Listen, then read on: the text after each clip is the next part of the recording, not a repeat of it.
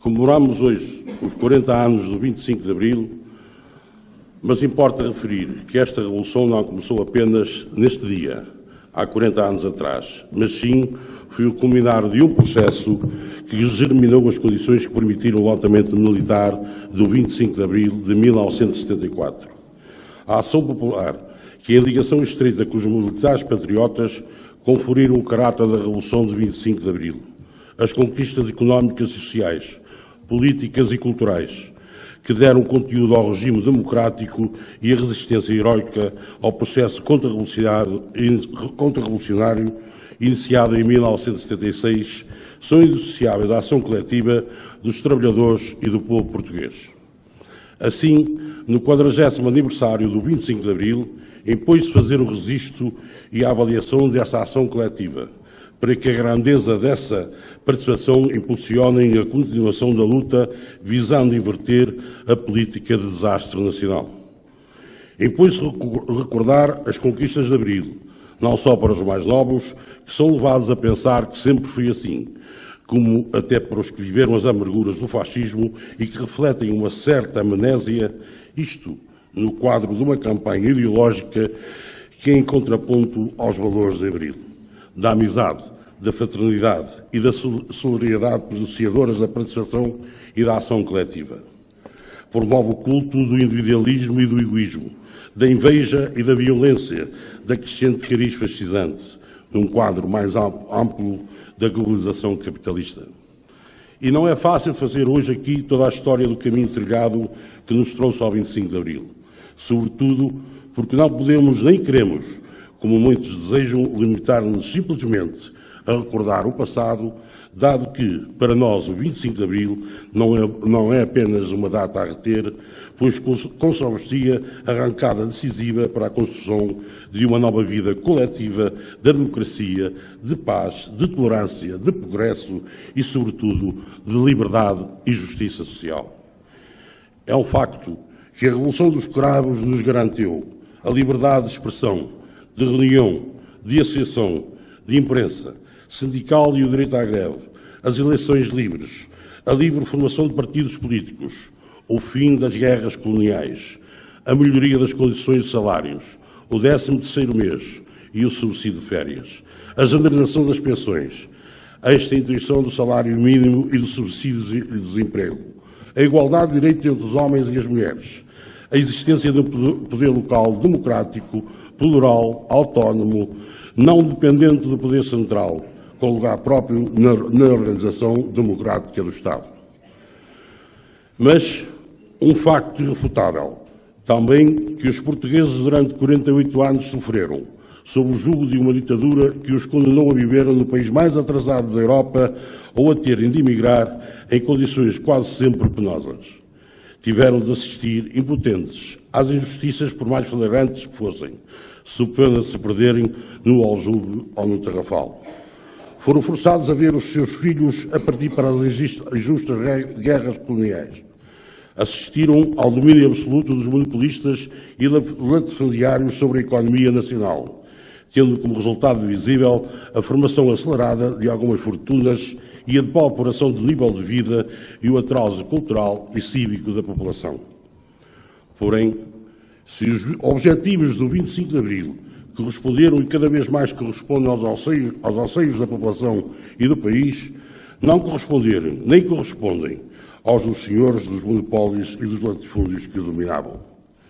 Por isso nunca se conformaram com a perca de regalias que sofreram.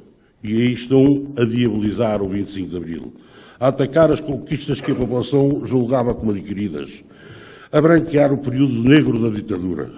Vejam-se as recentes declarações do Dr. Durão Barroso, presidente da Comissão Europeia, ao afirmar no Liceu de Camões que era verdade que o regime censuraria uma ou outra notícia, mas que no tempo da ditadura o país tinha escolas de excelências, o que o regime de Abril nunca havia conseguido.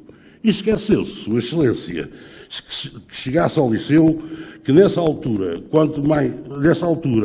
era raro que um trabalhador, um filho de um trabalhador, chegasse ao liceu, quanto mais à universidade.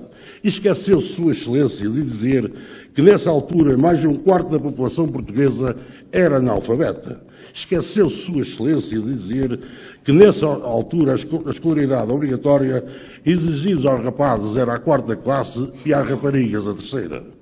Vejam-se as declarações dos mesmos senhores que estamos em crise financeira, porque os portugueses se habituaram a gastar mais do que ganhavam e, por isso, estamos agora todos obrigados a pagá-la.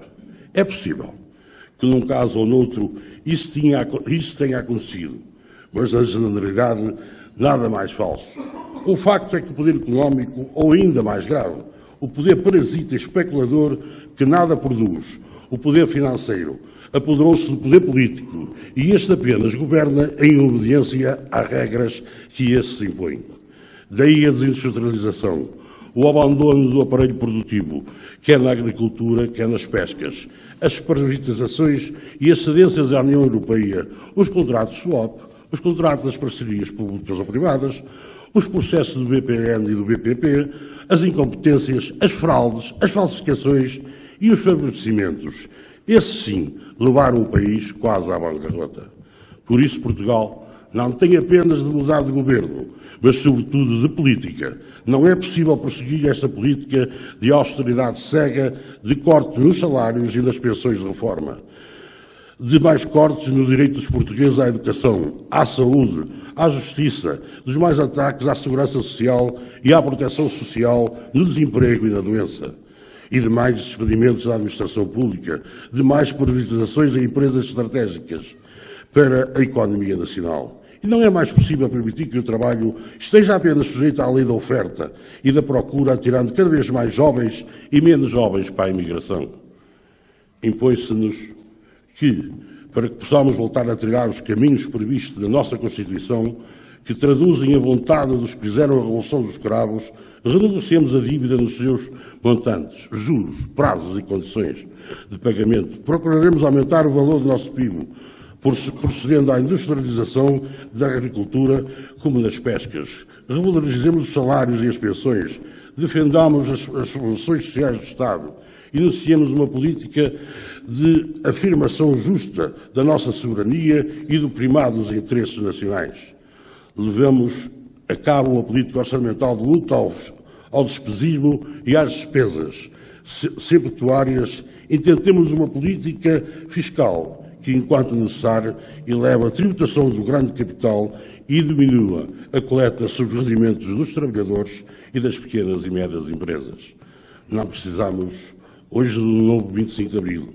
Precisamos apenas que os valores e os ideais da Revolução dos Cravos sejam efetivamente postos em práticos, mas para isso é imperativo uma ruptura com a política de desastre nacional que estão a destruir o nosso país. Viva Portugal, viva o 25 de Abril.